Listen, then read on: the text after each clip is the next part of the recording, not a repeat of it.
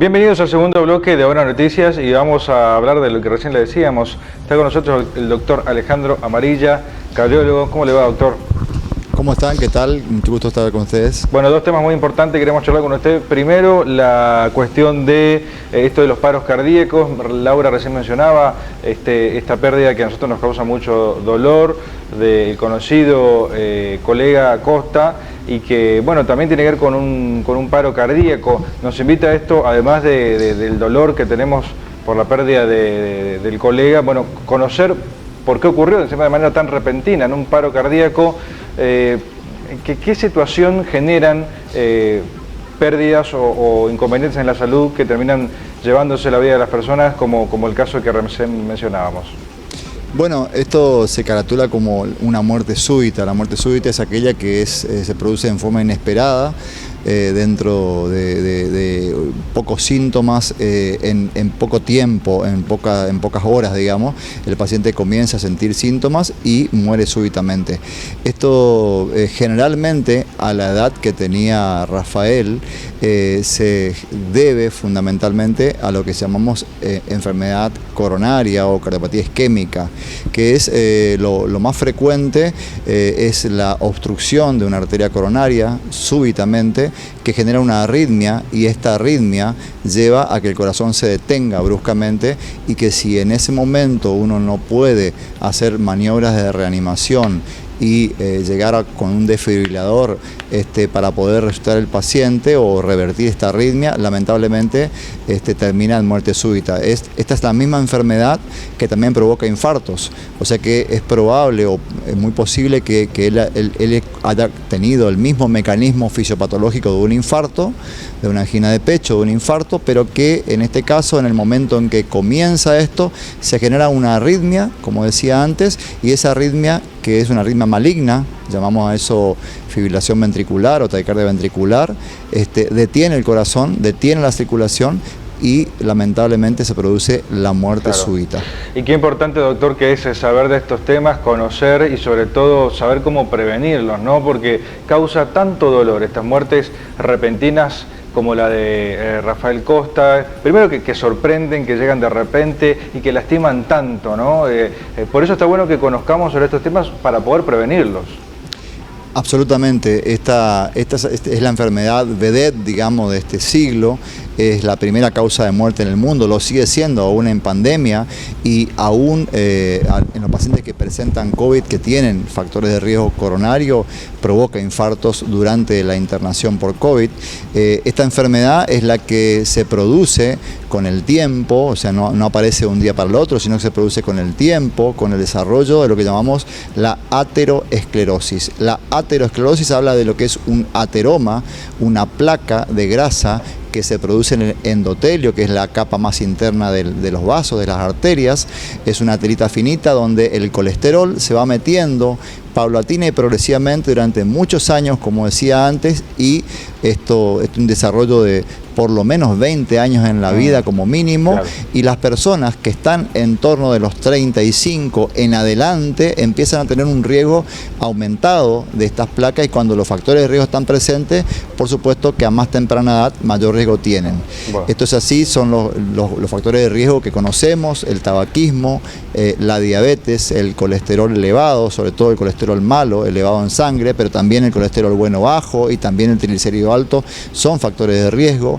El sedentarismo, que hoy sigue siendo una gran pandemia mundial, y cada vez más aún el sedentarismo, la obesidad y bueno, los hábitos de mala alimentación habitual cotidianos, por supuesto que conforman, y por supuesto la hipertensión arterial, que nos la estaba nombrando, son todos los factores de riesgo más importantes que desarrollan esta enfermedad que llamamos ateroesclerosis, enfermedad isquémica, cardiopatía isquémica, enfermedad coronaria y enfermedad aterosclerótica de todos los vasos, no solamente del corazón, porque también podemos tener aterosclerosis en las arterias carotídeas, podemos tener en la aorta y podemos tener también en las arterias de los miembros. O sea, esta enfermedad realmente produce una enfermedad que muchas veces es sistémica. Esto significa en todo el cuerpo, en todos los órganos, pero que se manifiesta, como en este caso, como en el caso de Rafael, en el corazón, o en otras personas a nivel cerebrovascular, provocando lo que llamamos el accidente cerebrovascular,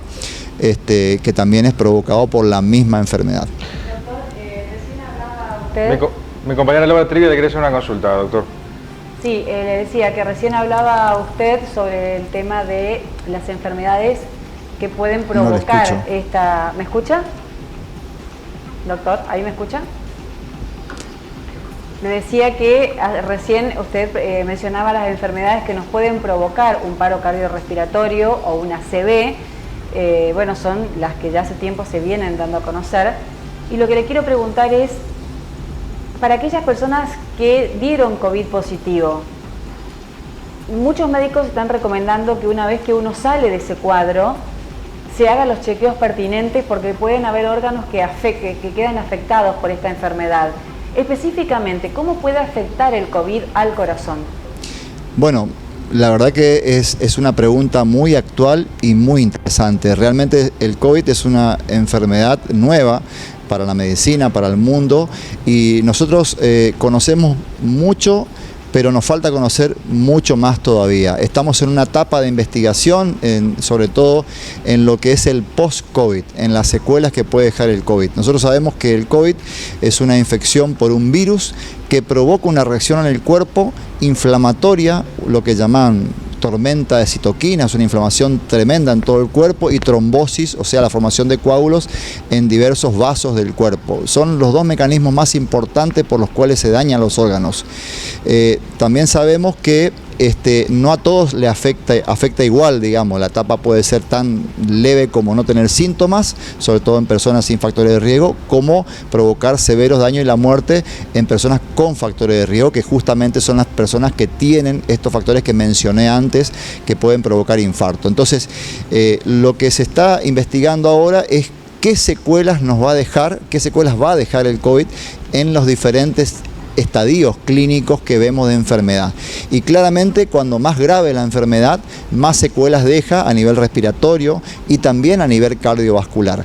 Pero no obstante esto, hay trabajos que se han presentado ahora. Hay un trabajo muy interesante, alemán, que hizo resonancia nuclear magnética, que es una técnica para ver el corazón y ver la inflamación y ver la necrosis del corazón cardíaca, y encontró que de 100 personas que habían tenido COVID, independientemente del estadio clínico, había casi un 70% de personas que tenían algún grado de inflamación a nivel cardiovascular. Y esto realmente llamó la atención, pero en una luz de alerta en todas las personas en la medicina en general, porque realmente nos preocupa que las personas que tienen COVID tengan inflamación del músculo cardíaco. Por otro lado, también hemos visto pacientes que presentan infarto, y este infarto puede estar asociado específicamente a la trombosis de los vasos de las arterias coronarias en el contexto del COVID, y también lo que llamamos miocarditis, que es la inflamación aguda